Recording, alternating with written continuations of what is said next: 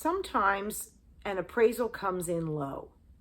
And why is that a problem? Because it affects the amount that the mortgage company is going to loan a buyer.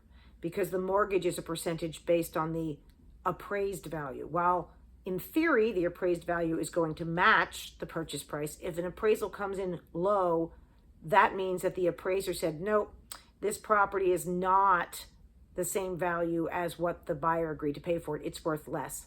So the bank's only going to lend, for example, 80% of that appraised value. So where does that leave the buyer? What do you do when an appraisal comes in low? There are a few options.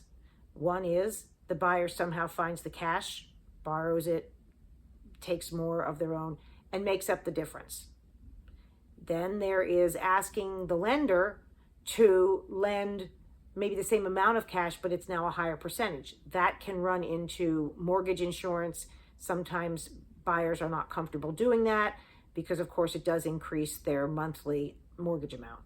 Of course, a buyer can terminate as long as they have an appraisal contingency in their agreement of sale, but they can also renegotiate with the seller. And there are lots of different ways that that can happen. Obviously, one way is to see if the seller will take a lower price, usually the appraised value. Sometimes they will. But let's say a seller doesn't want to do that. What else can you do? One thing that sometimes works, especially if it's a first-time home buyer or someone who's moving from a smaller home into a much larger home, is seeing if maybe the seller would be willing to leave behind a lot of the furniture, if it's nice furniture, because it costs a lot to buy brand new furniture to furnish a home. So a buyer could potentially save a lot of money if a seller were willing to include furnishings, which sometimes they might. If they're retiring to another home they already own that's already furnished, it might be just easy for them. They might save money because they don't then have to move it out of the house and pay someone to give it away or junk it. There are scenarios where a seller can offer to cover the transfer tax or something like that, a large portion, or give a seller assist to the buyer so that they can still go ahead and buy the house at the original price because it frees up some extra cash for them to be able to make up that gap.